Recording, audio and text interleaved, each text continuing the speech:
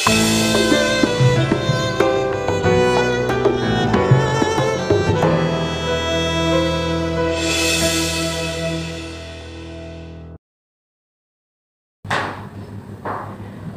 hamdalillah nahmaduhu wa nasta'inuhu wa nastaghfiruh wa na'udzu billahi min shururi anfusina wa min sayyiati a'malina man yahdihillahu fala mudilla lahu wa man yudlil fala hadiya lahu asyhadu an la ilaha illa wahdahu la syarika lahu wa asyhadu anna Muhammadan 'abduhu wa rasuluh.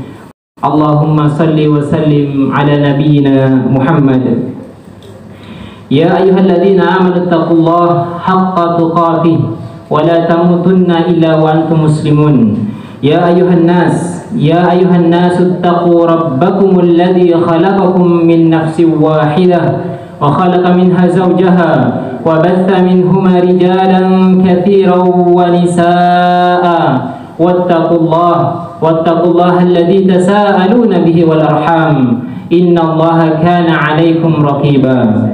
Ya ayyuhalladzina amanu taqullaha wa qulu qawlan sadida yuslih lakum a'malakum wa yaghfir lakum dhunubakum wa may yuti'illaha wa rasulahu faqad faza fawzan 'azima. Amma ba'd. Alhamdulillah, jamaah Jumat rahimani wa rahimakumullah. Setiap pagi Rasulullah sallallahu alaihi wasallam membacakan doa ini sebagaimana kita juga membaca dalam zikir pagi. Yang doanya adalah Allahumma inni as'aluka ilman nafi'an wa rizqan tayyiban wa amalan mutaqabbala. Yang artinya berdasarkan riwayat hadis riwayat Ahmad, ya Allah, aku memohon kepadamu ilmu yang bermanfaat, rizki yang baik dan amal solih yang diterima. Ibadallah, kalau kita perhatikan doa ini, kita melihat betapa Rasulullah SAW sangat perhatian akan keempat hal ini. Karena empat hal inilah yang senantiasa beliau pinta setiap pagi ketika akan memulai aktivitas di hari tersebut. Salah satu permintaan yang beliau ucapkan adalah permintaan rizki yang halal.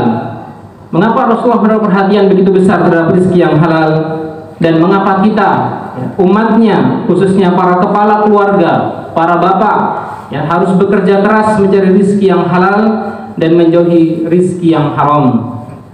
Di antara jawabannya adalah yang pertama, Allah memerintahkan kita untuk menjemput rizki dengan cara yang halal. Sebagaimana Allah Ta'ala berfirman, wa kulu mimma razaqakumullahu halalan tayyiba wattaqullaha alladzi antum bihi mu'minun. Surat Al-Maidah ayat 88. Dan makanlah makanan yang halal lagi baik dari apa yang Allah telah rizkikan kepadamu, dan bertakwalah kepada Allah yang kamu beriman kepadanya. Di antara ayat yang agung ini, Allah memerintahkan kepada kita semua untuk mencari rizki yang halal. Halal baik dalam bentuk fisik bendanya atau dalam bentuk cara mendapatkannya. Allah Ta'ala telah memerintahkan kepada kita, dan seandainya kita ingin menjadi seorang yang beriman dan mencapai derajat takwa, maka jalan yang telah Allah tetapkan adalah seseorang harus mencari rizki yang halal. Yang kedua, mencari rizki yang halal dapat bernilai ibadah di sisi Allah. Dari Abu Hurairah radhiyallahu an, Rasulullah sallallahu alaihi wasallam bersabda, tidaklah seseorang bersedekah dengan sebutir kurma dari hasil kerjanya yang halal, melainkan Allah akan mengambil sedekah tersebut dengan tangan kanannya, lalu Allah membesarkan dia sebagaimana ia membesarkan anak kuda atau anak unta betinanya, hingga sampai semisal gunung atau lebih besar dari itu. Kaum muslimin rahimani wa rahimakumullah, dikatakan dalam sebuah hadis riwayat Ibnu Majah, wa ma anfaqar rajula 'ala nafsi wa ahlihi wa waladihi wa khadimihi fa huwa sadaqah. Dan tidaklah seseorang menafkahi dirinya, istrinya, anaknya dan pembantunya, melainkan ia dihitung sebagai sedekah. Sebaliknya, ketika kita mengeluarkan rezeki dari usaha yang haram, maka lelah, letih kita tersebut tidak akan bermanfaat dan tidak akan diterima di sisi Allah sebagai amalan saleh. Yang ketiga, kenapa kita harus memperhatikan rezeki yang halal, baik benda fisiknya atau cara mendapatkannya, agar doa kita dikabulkan oleh Allah Ta'ala. Dijelaskan oleh Nabi SAW Ada kisah seorang musafir yang badannya lusuh, ya, berdebu. Kemudian dia mengangkat tangan, perjalanan jauh, mengangkat tangan kepada Allah seraya berkata, "Ya Rabb, ya Rabb." Sedangkan makanannya adalah haram, minumannya adalah haram, dan pakaiannya adalah haram, dan dia tumbuh dari sesuatu yang haram. Maka bagaimana mungkin doanya akan dijawab? Berdasarkan hadis riwayat Muslim. Kaum muslimin rahimani wa rahimakumullah, di antaranya keutamaan seorang musafir, termasuk orang yang miskin dan mengangkat tangan, termasuk orang yang doanya mustajab. Tetapi dia digambarkan karena makanannya haram, ya, wa ta'amu haram, wa syarabuhu haram, minumannya haram, pakaiannya haram, dan Allah tetap tidak menerima doa orang tersebut walaupun dikatakan seorang musafir yang doanya mustajab. Ibadallah, semoga Allah Subhanahu wa taala memberi taufik kepada kita untuk mengerjakan perintahnya dan menjauhi segala larangannya, mendekatkan kita kepada yang halal dan menjauhkan diri dari yang haram. Aqulu qauli hada fastaghfirullah li wa lakum wa lisairil muslimina wal muslimat fastaghfiruh innahu huwal ghafurur rahim. Allahumma shalli ala sayyidina Muhammad wa ala ali sayyidina Muhammad.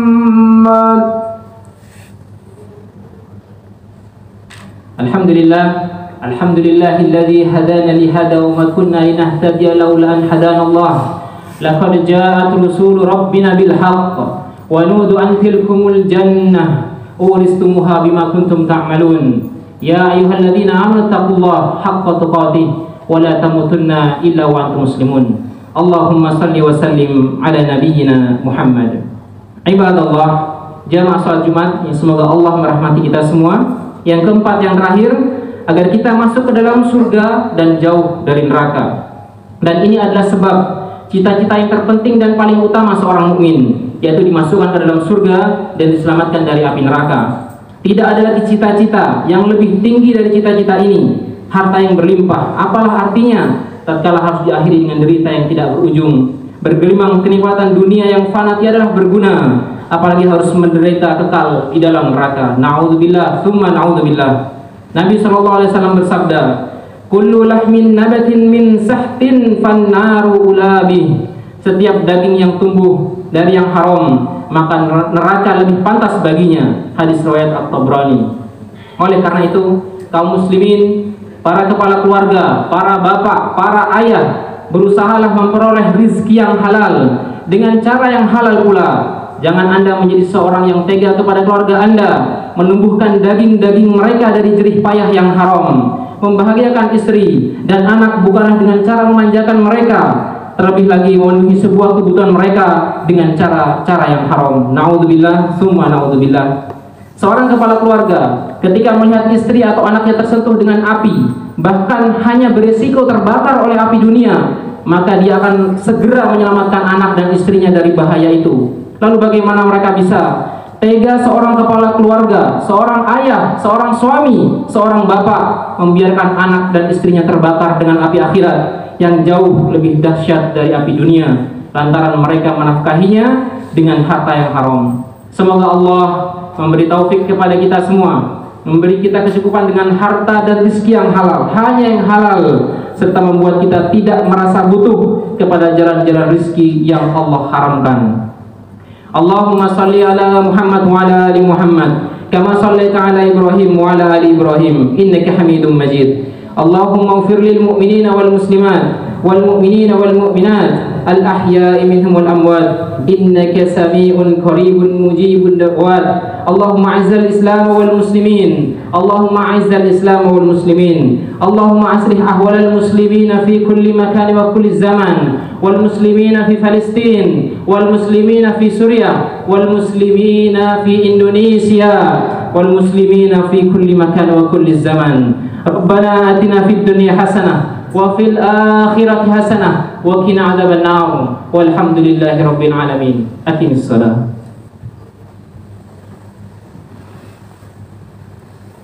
Allahu akbar, Allahu akbar. Asyhadu an la